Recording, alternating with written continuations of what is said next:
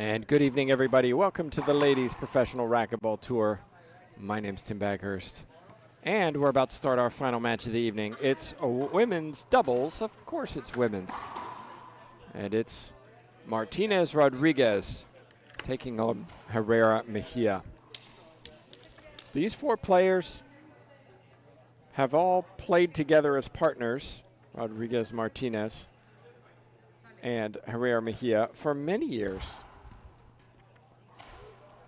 Why? Because, well, Mejia, Herrera are incredibly successful, and Martinez, Rodriguez haven't done badly either.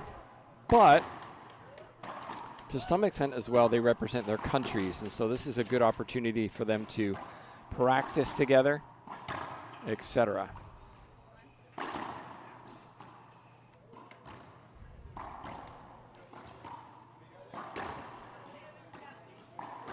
We've had a full day of matches. Laime Barrios will face the winners of this one. So now's your chance to make your predictions.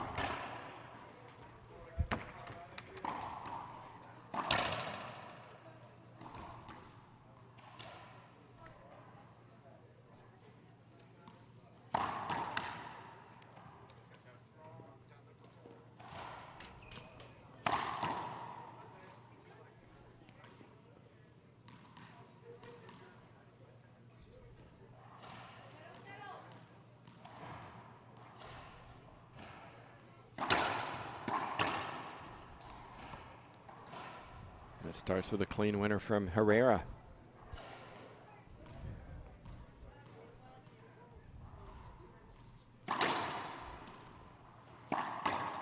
And then a skip from Martinez. Martinez, Herrera, and Mejia are in the quarterfinals tomorrow.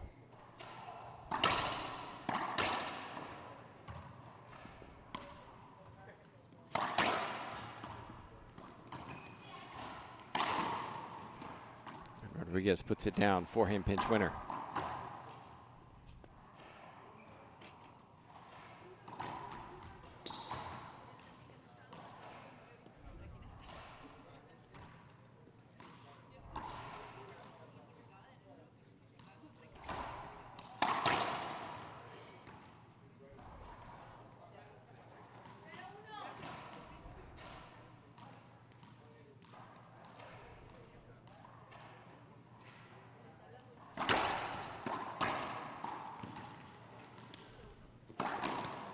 Skip from Mejia.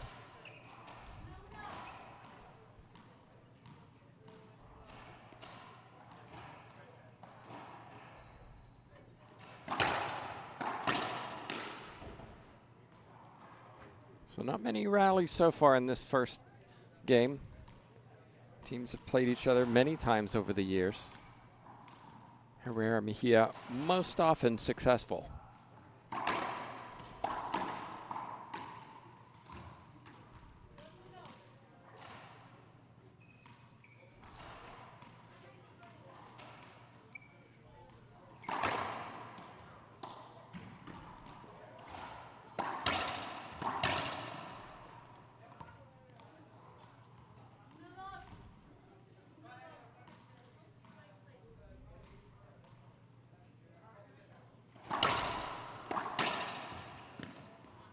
Nice pass from Martinez.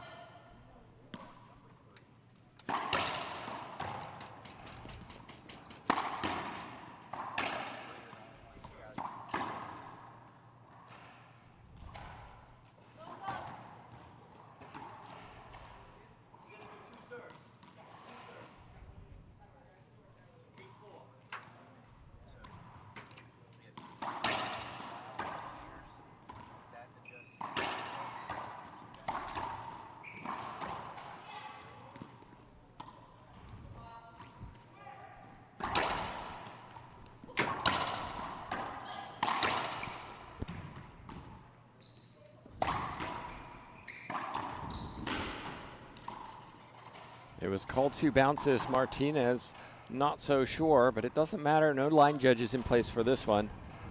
I'm joined for this match by tournament director and USAR president Stuart Solomon. Stuart, final match of the evening, doubles. These two teams, anything can happen. You know, I was just talking to some badminton players, which is pretty big here. I was listening, by the way. And okay. Like, what is this sport? How does it work? It was fantastic. It was, so they're enthralled by this. And I told them, hey, stick around. This next match is the last match of the night, and it's going to be, should be a grinder, because these are, ooh. Hit Herrera in the racket, not the body. Yeah, this should be a grinder. Like, this should be a really good match between these two teams.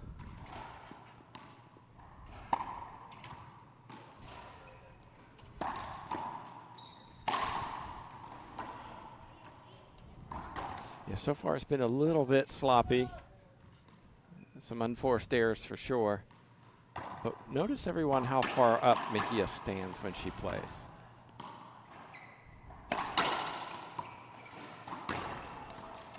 And great example. She pushes forward and tries to take the ball early. And really, as the timeout comes from Martinez and Rodriguez, take another look at how she just guides this ball into the right corner. Don't always have to hit it hard, Stuart. You know, put the ball where you want it, take into consideration where everybody else is on the court. Hit it where they ain't. That's what I've been telling people all day today. And she's a master at it. You know, she's a true clinician of the sport, and she diagnoses what's happening on the court and puts the ball where she wants it. All right, timeout on the court gives us an opportunity to thank our sponsors. Back in just a moment.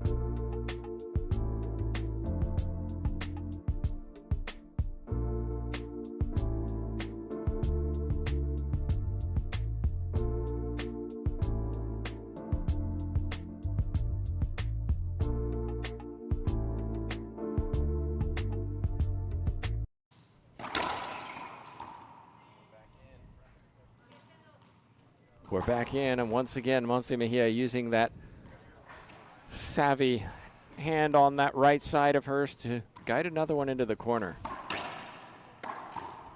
Herrera, meanwhile, jumping, trying to hit that. Most known for her forehand pinch.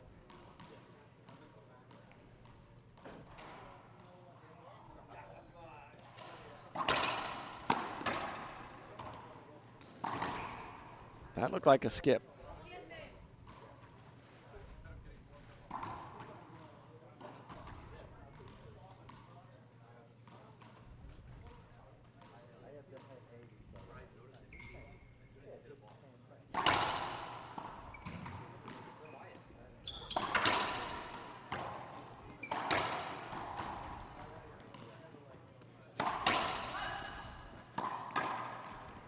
Ooh, what's the call, Stuart? That's gonna be a replay. I think it looks like Jessica's. No, I'm not asking what the ref is saying. I didn't know if you had a line of sight to Jessica over there. Oh no. I want your opinion, my friend. You know, it's too late. They're already arguing with you now. I think she had cleared. I think the shot was there. Personally, I think it was replay. We're going to have a replay, 2-7. We have 10 lights on this show court here at the Wayside Athletic Club, and sometimes create some unusual bounces, which the referee can stop play and replay for.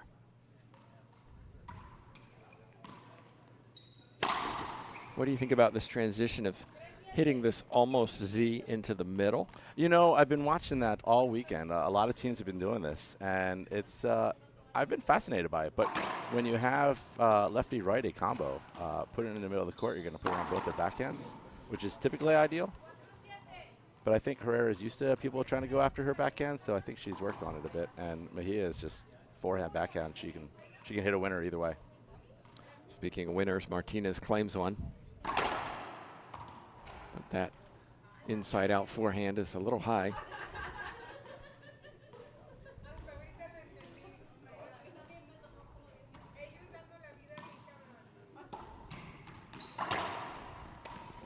Well, how about that for creativity? Yeah, you know, Gabby rushes the front court. She sees an opportunity with both of her opponents in the back court, tries to put it away and hits it in an awkward spot and puts Herrera in a difficult place to return.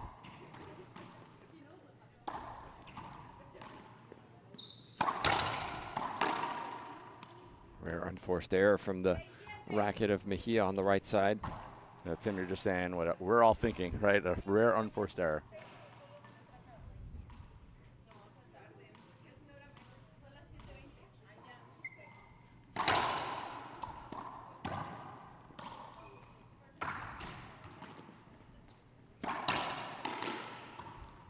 Well, they all stopped, but it was a late request. And you did see the ball bounce left, but it's interesting because Martinez only appealed for it after her shot rather than immediately. That's clean from Martinez.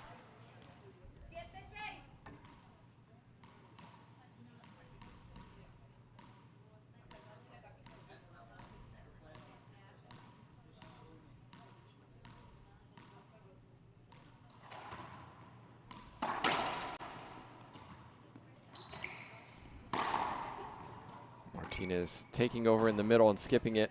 Stuart, you would imagine if you're Mejia Herrera, let's finish this point.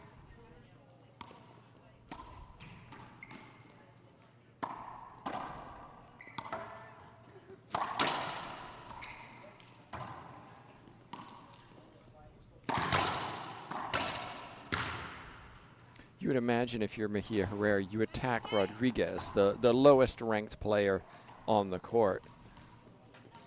Agree or disagree?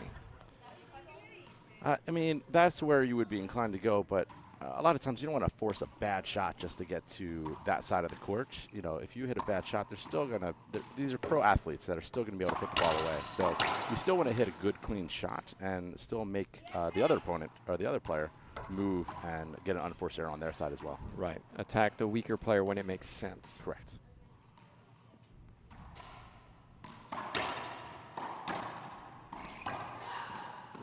Herrera just a half step slow on that one. And you know, Rodriguez is lower ranked player in singles. Doubles is a different beast, and so it's going to be a different mentality out here. You're working with a teammate, and so some of your weaknesses can be covered for by your partner, and so you can focus on your strengths and let your partner focus on their strengths and try to come out this a winning team.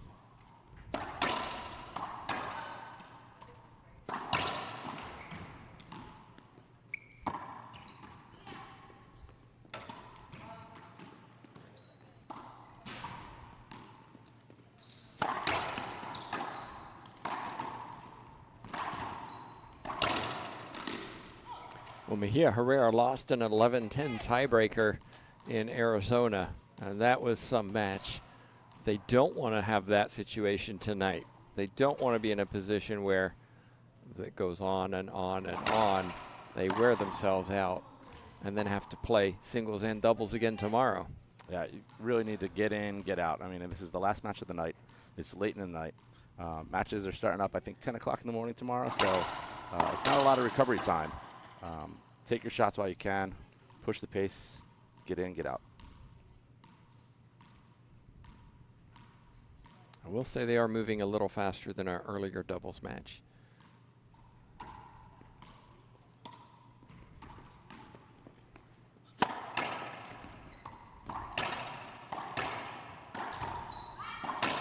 That's good from Rodriguez.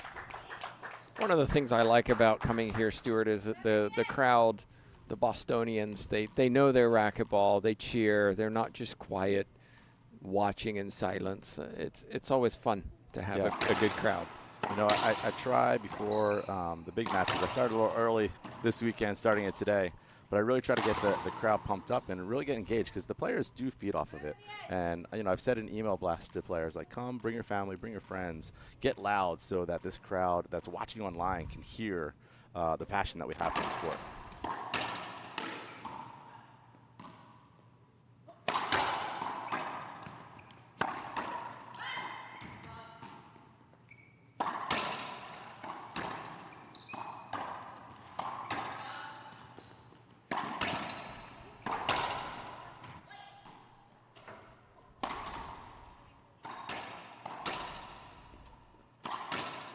Some ambitious shooting in that rally. You know, and definitely it looks like Team Guatemala has set up in a front court, back court scenario, right?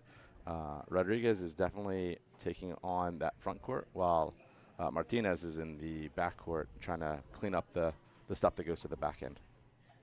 Yeah, it's not necessarily you take the front middle, I'll take the back middle. It's more of a few steps more forward for Rodriguez.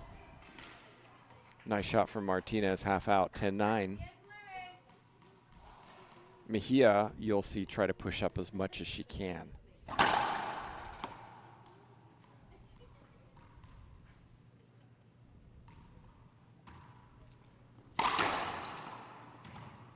Mejia wants encroachment, no call.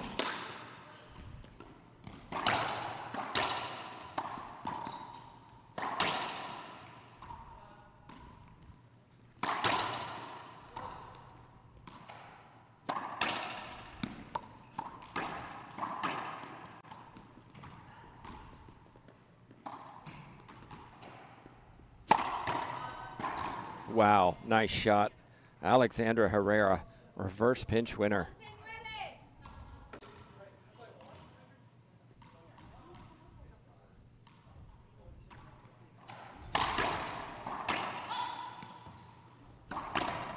This time Martinez puts it down. Corner shot, inside out forehand. Is always creative. Martinez is so creative when she plays. She does things that are unorthodox where you go, who taught her that? Or that's low percentage, but it works.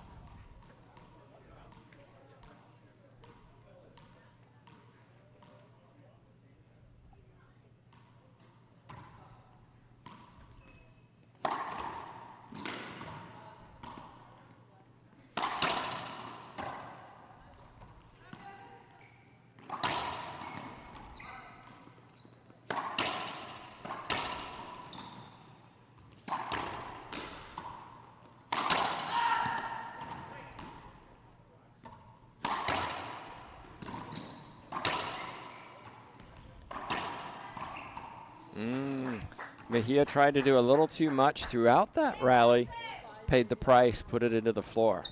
Yeah, she had set up shop in that service box, you know, and that's somewhat unusual to be pushing it that far up. And she was playing a little patty cake, just pushing it back to the wall, looking for that opening. She tries to get cute on that last one. It comes up a bit short. Yeah, and then does something like that that we all wish we could do.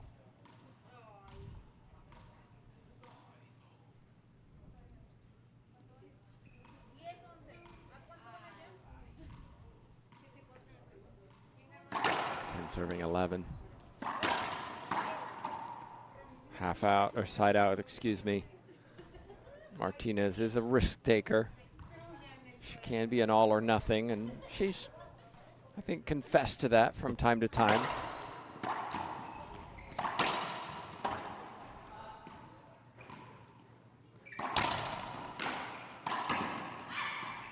Well done, Rodriguez, covering the left side.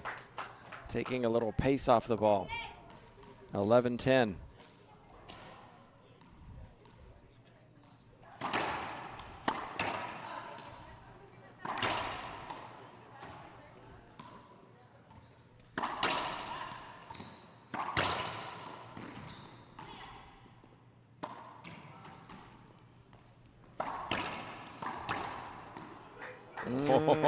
Crack over on the right side.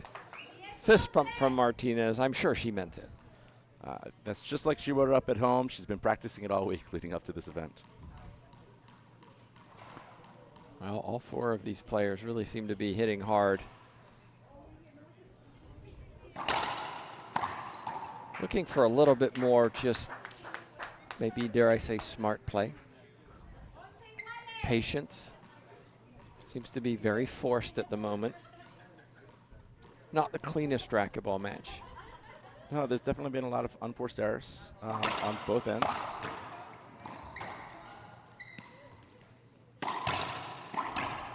And that's an example. Herrera needs to put that ball down. You're at the encroachment line. It's on your left side, your forehand, your bread and butter pinch.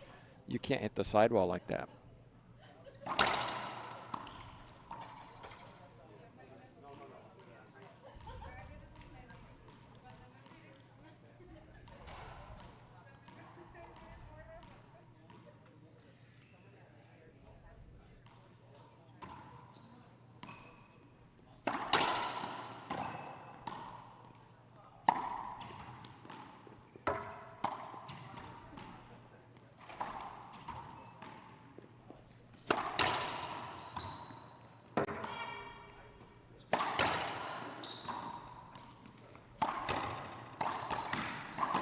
Oh, Martinez read it, but got there and put it into the floor. You know, I think that ball had a little bit English coming off that front wall, and it didn't careen the way she exactly expected it to, and had to make that slight adjustment, and that's what caused it to go to the floor.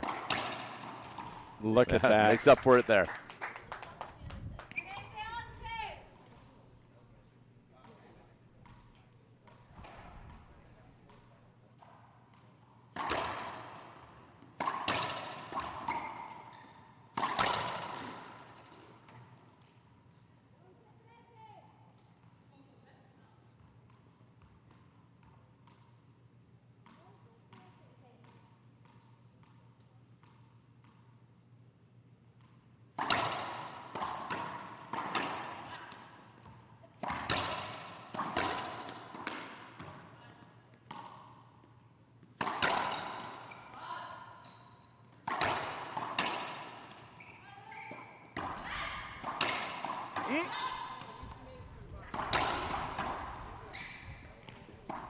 Oh, what a great rally that was. Something to be said for seeing these players in person. Yes, yes.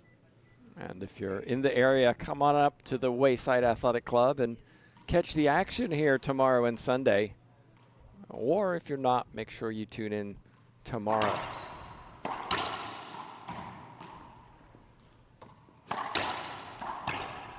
Nice shot from Herrera. Have to say, Stuart, we've had some upsets today. Round of 32s are normally routine, but here you got to credit a couple of younger players. Annie Sanchez advancing to the round of 16. Camila Rivero, rarely see her. She shows up and takes out a Carla Munoz. I mean, these are big wins, and it's really neat to see the younger generation pushing the status quo. Well, you know, it just adds to the history and legacy of the Boston Open. You know, this is the largest pro turnout that we've had for the Boston Open in the 8 years we've been running it. And this is the largest draw, amateurs and pros together, in the 4 years we've been here at Wayside. And so it's just more and more history in the making. And it's great to see that next wave of players coming up. And this is what the future is, right? These players coming up and battling. And, you know, the ones that have been on the tour, they're going to have to dig deep and find that next skier to keep up with them and stay on top of that leaderboard. Yeah. And if you're interested in running a tournament wherever you are, you don't need 20 courts. You can do it with 3 or 4. Reach out to our commissioner, TJ Bamba, and say, hey, TJ, we want these pros to come to X city or X club, just like Stuart did some years ago. Yeah, every event that I've run here in Massachusetts, every Boston Open event has been at the club that has 4 courts and 4 courts only. And so if anybody needs any hints, tips, or tricks on how to run an event with only 4 courts across a weekend, please feel free to reach out, and happy to help you through that.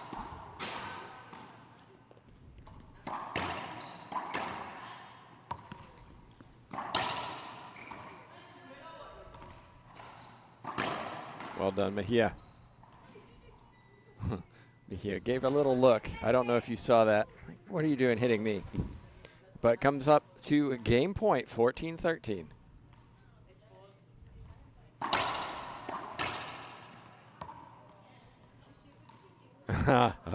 They were fishing there for a backswing hinder, but Herrera just flat missed it. So what, do you think it was a backswing hinder, or do you think they would have been if it was a backswing hinder, they would have not just laughed it off. No, I mean the serve. Because it looked very close to being short, and she might have been looking for that. Really? That was a good serve?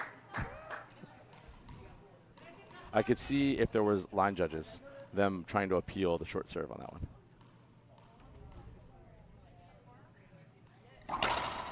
Oh, crack ace. Ooh, ace serve.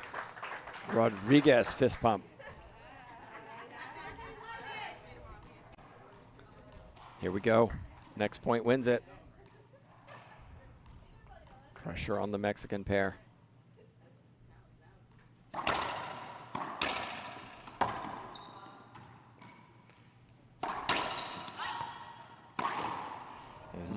Half out.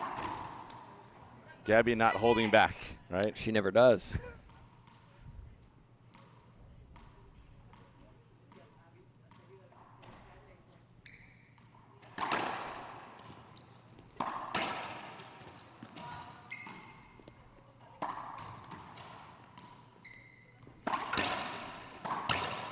Wow. So Rodriguez and Martinez had 2 chances to claim this first game. They didn't. It's the second chance for Herrera.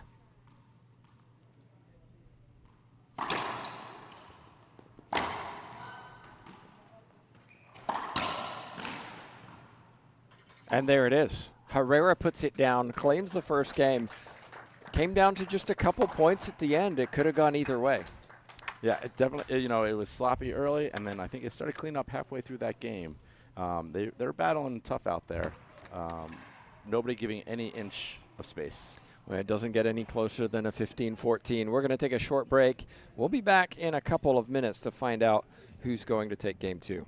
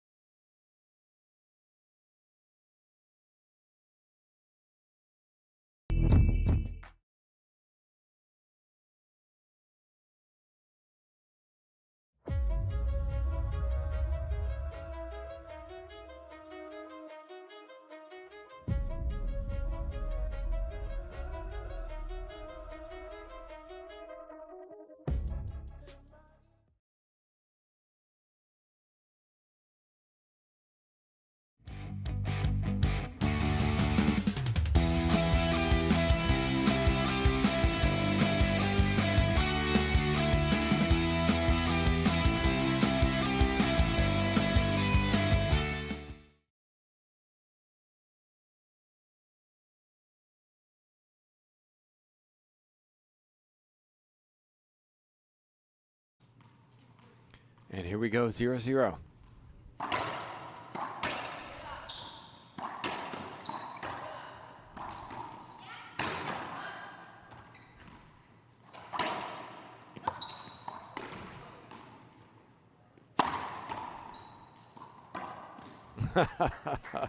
Well done from Martinez. He was clearly hindered by Herrera. And Mejia wants the replay call. Uh-huh. And she says, yeah, my Spanish is good enough. If she'd have skipped that, you'd have called replay, right? And you can see Martinez and Mejia having a little smile. Skip from Mejia. Martinez and Mejia played each other many times through Junior World Championships. They know each other very well.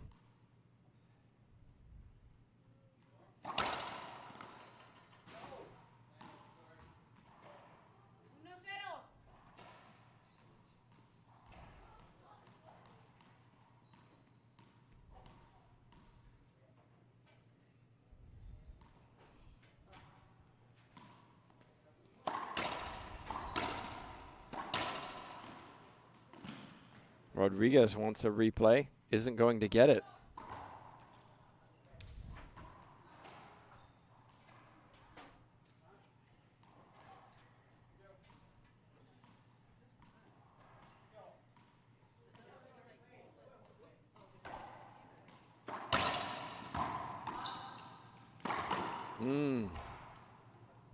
Martinez thinks it skips. Rodriguez thinks it skips.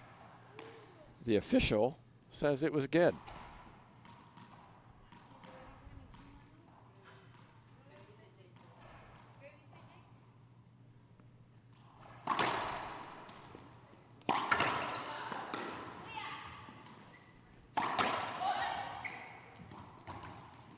So good. Very soft hands from Monte Mejia.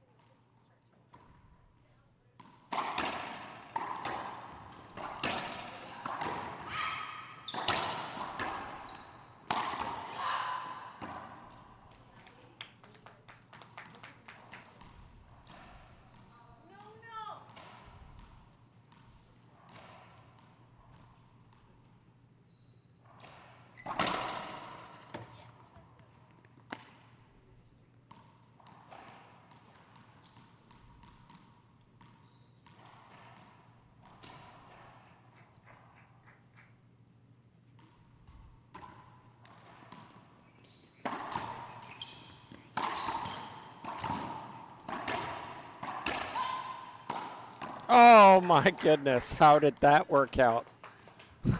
Swing and a miss from Rodriguez.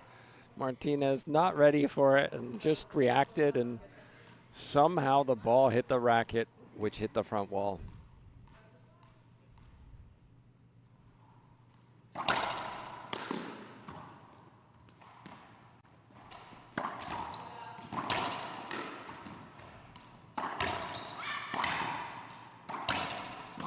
Good shot from Herrera.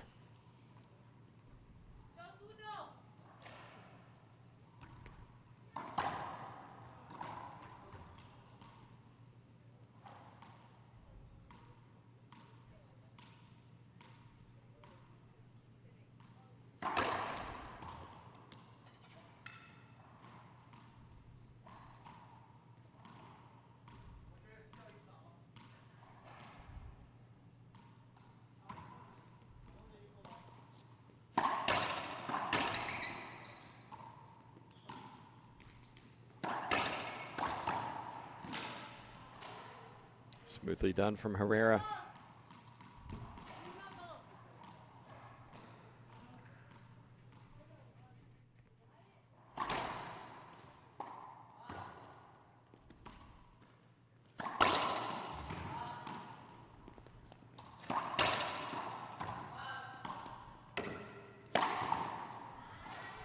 Herrera had three. Two of them were good. The third went for the forehand pinch and missed it.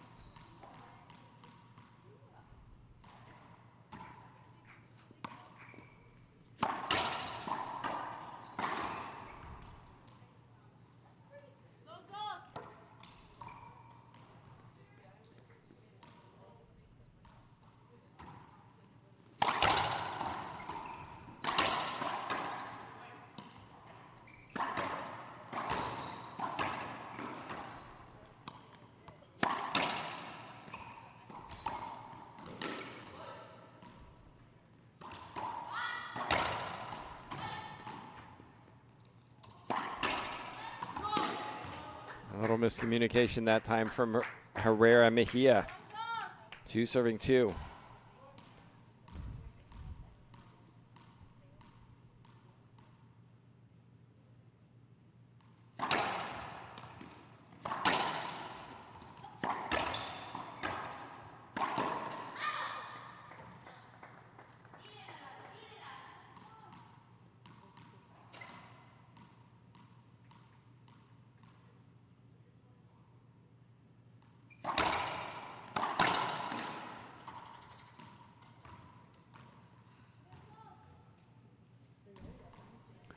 Well, I managed to once again recruit Stuart Solomon back to the microphone.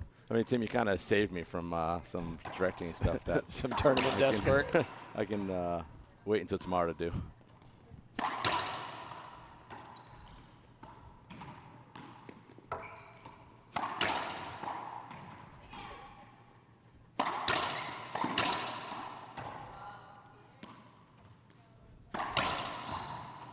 Almost.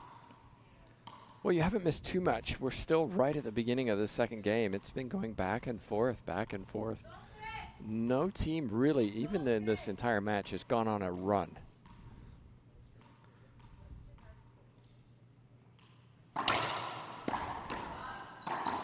That's the Alexandra Herrera that we know. You know, Herrera might just be warming up right now, right? That's a first of a couple on a string.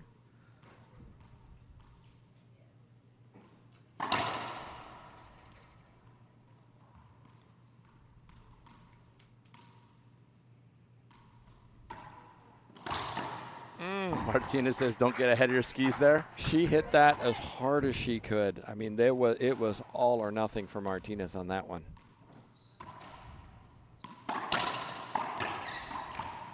Wow, Martinez with 2 crisp winners.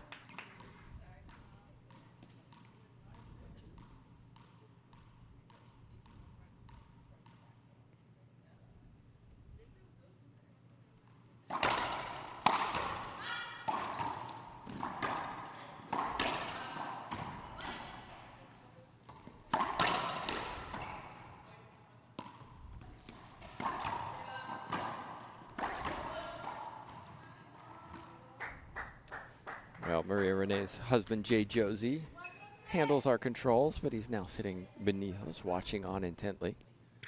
No doubt 1 or 2 nerves at play.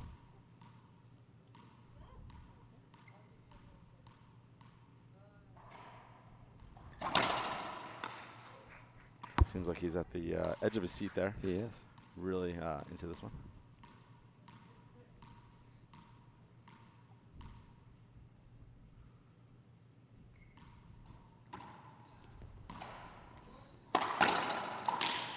Clean winner from Mejia that time. I have to say, for me, it's always worse being a parent watching your child, being a spouse, being a coach, even being a fan than playing when it comes to nerves and pressure and all these things. I would much rather be on the court doing it as opposed to having to watch somebody else do it. Out here on this side of the glass, it's out of your hands, right? Yeah. You've done all you can to help coach, support, guide the player, and it's up to them to kind of put all that to work. And all you can do is sit back and hope that it comes together and hope that your guidance was appropriate. When you're on the court, it's all in your control. Skip ball from Rodriguez. 4 serving 5. A reminder, it was Martinez and Rodriguez who had 2 game points they couldn't put away.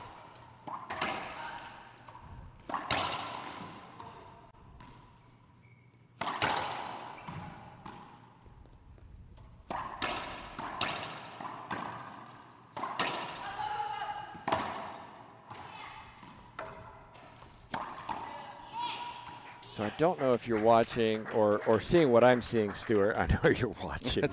No, I'm passed out over here, Tim. But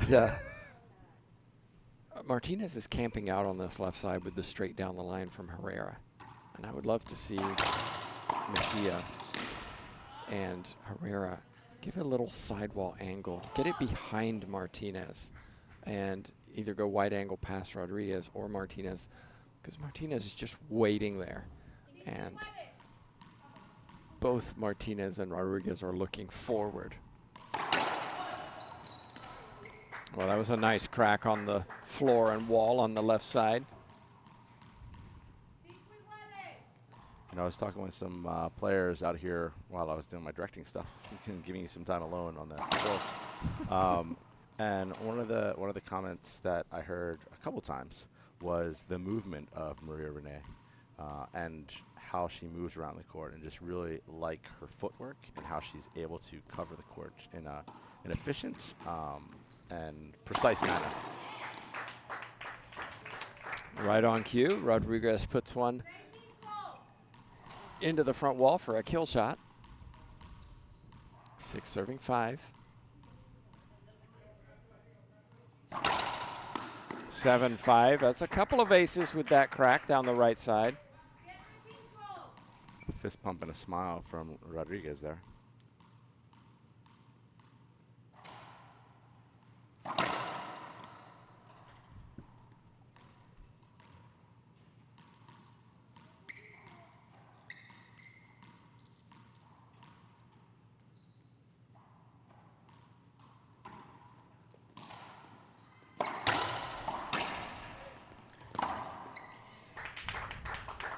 Nice shot, a little run from Guatemala.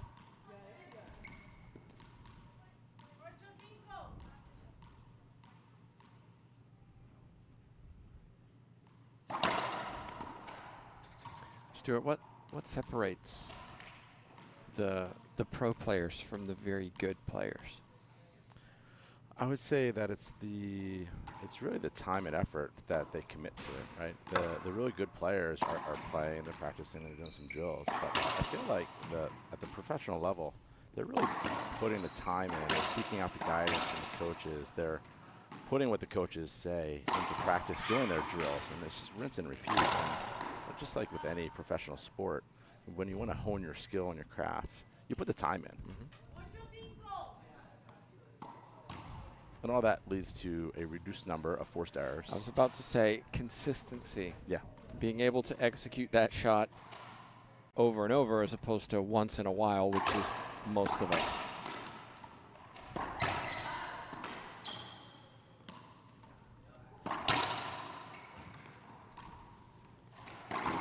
Nice shot. It is very hard to get a ball past Monse Mejia. Can't get it. She stands up front. She gets that ball back. But for me, Rodriguez and Martinez can win with the forehand pinch into the right corner. Or the left. But the reason she went left is because Mejia was blocked off. Exactly. Yeah, and I was just because Mejia lives up on the right side, but if you pinch it to the left, Herrera doesn't move up. It's the hit it where they ain't mentality, right? If you're able to put Mejia behind you, and you know she's typically in that front right area, if you can put her behind you, get into that front left corner so it lands in that front right quadrant. Okay, we got a timeout on the court. We're doing the same here, back in just 1 minute.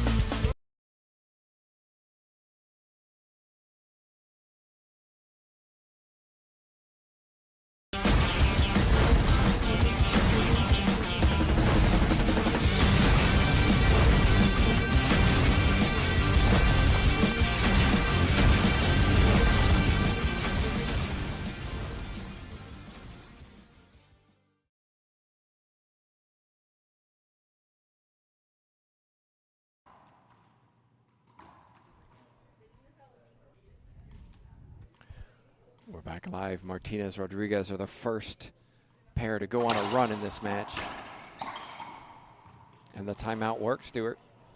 You know, we were just talking about footwork and how Rodriguez was efficient in that one. She was very square to the front wall, very open when she took that swing. She didn't seem too planted, and it resulted in that unforced. Ball slides past Rodriguez. Doubles is a game of runs when both players have chances to score. Let's find out what happens here.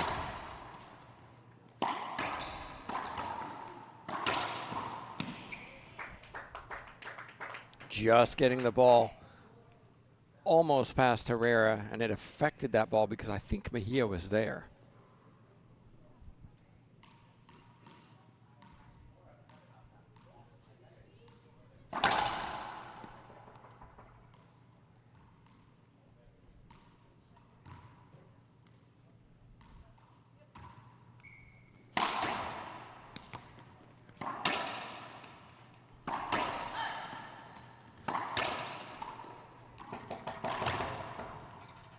Replay coming up.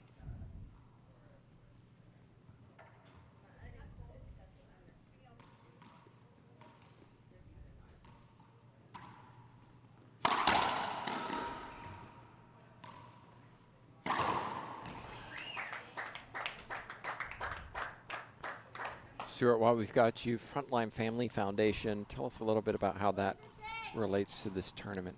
So on a couple lines, right? So the Frontline Family Foundation, there's a lot of racquetball family that are running the organization. And when they approached me to partner with me on the event, it was a really good match because it's bringing the racquetball community that was in existence before into the Boston Open family. And you know, I always want to have my events be a fundraiser for foundation, right? I'm not looking to make money off of this. I'm looking to use the event to raise awareness about racquetball and also raise money for a good charity. And Frontline Family Foundation is really helping to support the frontline workers in all the different avenues from military to first responders. And so it just made sense to pair up Frontline and the Boston Open.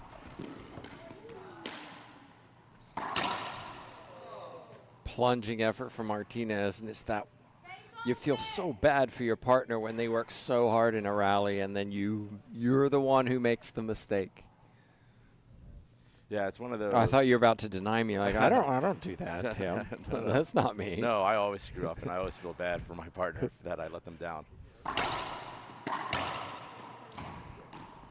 As you'll notice, I'm not one of these pros that put the time in on the court. I wouldn't even know if I would consider myself a good player at this point.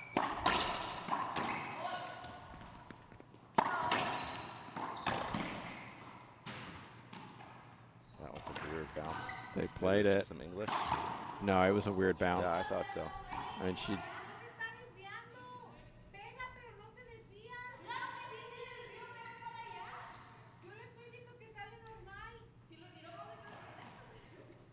Yeah, I think we all saw that take an unusual bounce, except our official.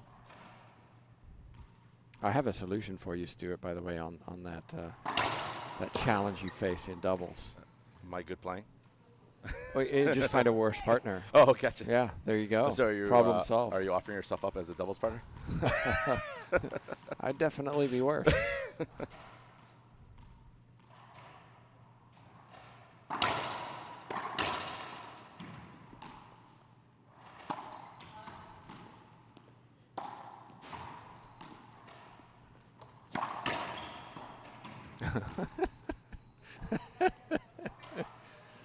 They all just stopped and said, "We're not going to listen to you, ref. We're making up the rules." All four players agree? Yeah.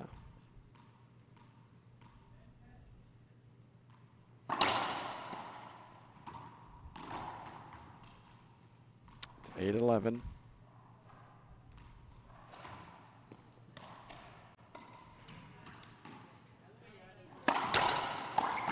Ooh, nice.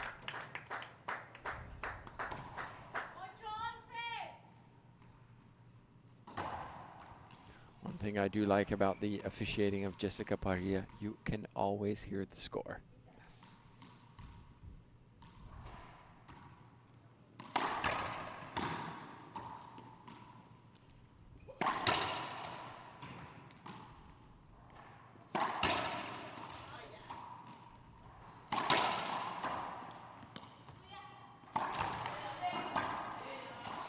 Yeah, so the forehand pinch was there, but the problem was is that Herrera hadn't moved back because Mejia was back. They'd shifted in position. You have to do that when the person is, the reverse pinch was the right one there. Yeah, and we were talking about it before when Mejia is in that back court. You need to look at that front left corner to attack. And I really was hoping she was going to attack that front left corner so we could go back to it and say, look, just happened again like before. When she went to the front right, you had coverage on the left side and was able to get taken by Herrera. 11-9, 4 points away from a breaker.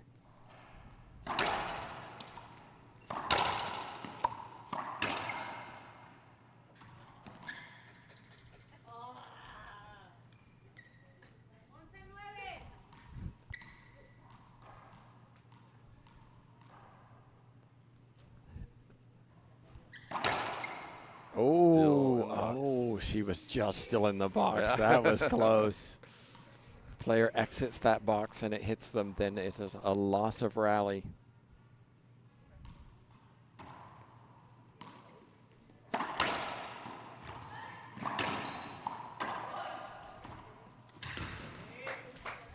I wonder who called that. It sounded like Mejia called it, and then Herrera realized Mejia wasn't going to make it. But it's another point for the Guatemalan pair, 12-9.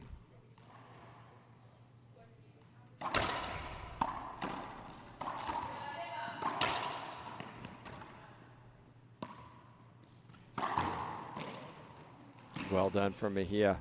Rodriguez was there, but just couldn't get it to the front wall. Too good of a shot for Rodriguez to get to. If Mejia had left that up at all, Rodriguez was there to be able to keep the rally alive.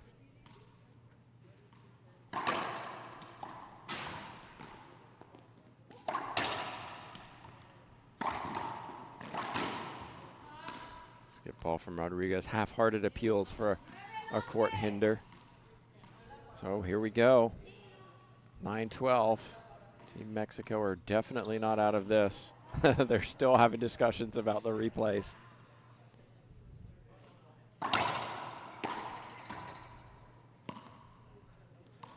This facility isn't a newer facility. It's an older facility, and it's got a lot of quirks all around.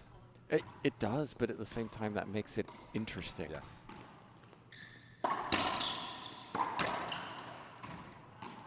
Third behind the back shot, I think I've seen this match. That's tough. Yeah, I like some of the intricacies of each different court because it challenges the players as well. How do they handle that bad bounce? How do they handle the calls? The calls, yeah. How is the ref going to react to those weird bounces? Are they going to see it as a true bounce? Are they going to see it as taking a weird bounce like this back grate that we have on these back walls here at the Wayside?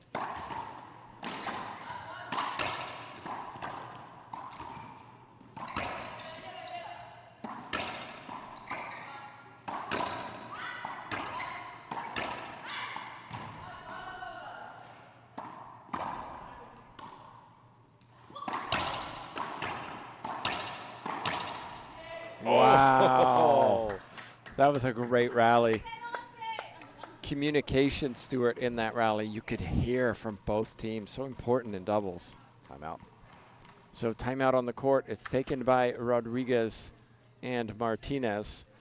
We've had a full day of action here.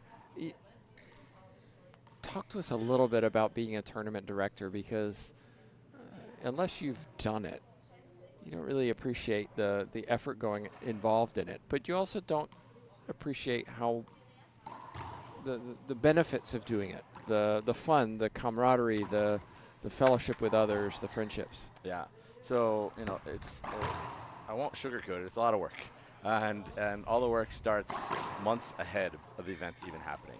A lot of people calling up for division entries, looking to get moved around, or some people have injuries and can't play and have to reshuffle things around. Finding sponsors. Finding sponsors. I mean, that's where it really starts, a year in advance getting the sponsors. And so all of that work leading up to actually getting the event to start. And then trying to figure out what kind of event you want to have. Do you want to have an event that's just get them on the court and just do the thing and go away, or do you want that interactiveness? One of the things I try to do with this is I try to keep a brand going with Boston Open. We have all the shirts from all 8 years posted behind the desk to kind of show that history. And just trying to build that community. You know, as on the president of USA Racquetball side, I've put out a letter in the Serving Up the News that just goes back to taking a village. Other letters has been talking about a family. And this is what it really is for me. It's about family and building and bringing the family back together and having that camaraderie across everyone. And bringing the sport of the professional level of the sport to those that might not be aware of it, and really putting out good production that people want to come see, and they're excited and they have questions. What is this about? The number of questions I've answered of what are the rules? How does this work? What do those lines mean? I've had at least 8 in the last half of the day today. And that's just encouraging because hopefully they're contacting the front desk to contact. Oh. Yeah, no argument that time, I don't think. Sorry to interrupt you. No worries. You know, hopefully that results in people contacting the front desk to find out how can they learn the sport and get involved.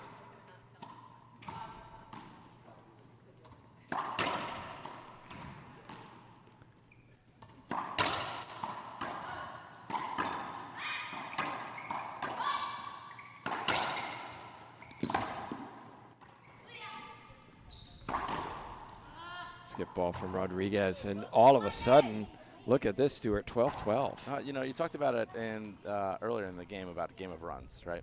And that's all Mexico needed was to get back in the box, settle in, and see if they can close this out with 3 points. But Guatemala saying not just yet. Not just yet. We need 3 points to take this to a breaker.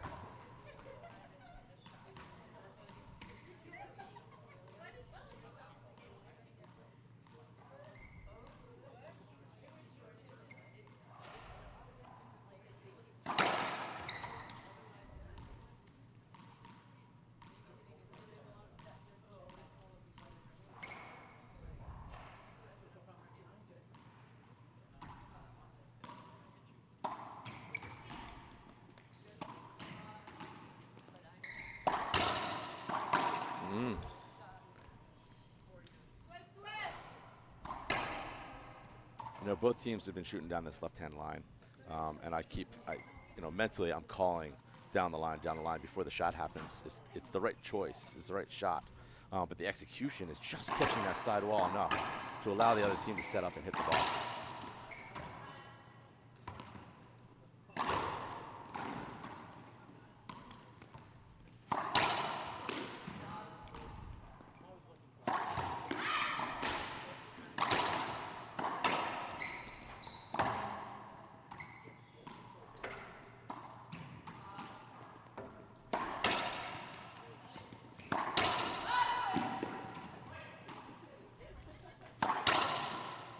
Oh, she got stuck trying to go through the legs. Monse Mejia, a point for the Guatemalan pair.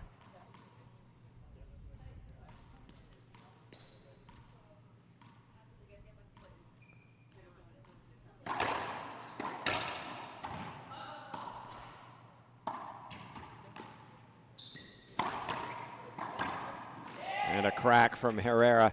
There's a lot at stake for these players, not only ranking points and seeding for the next tournaments, but also financial gain as well. Certainly some motivation on this court.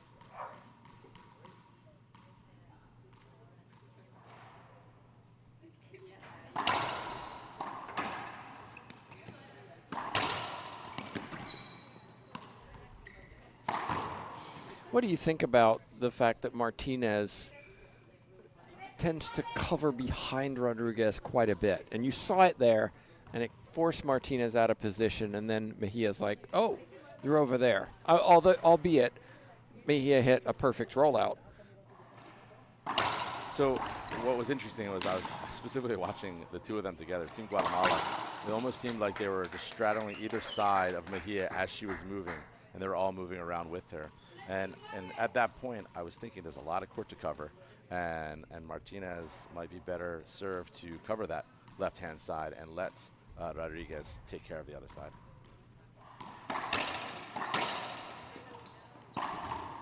Skip ball from Martinez, and all of a sudden, match point.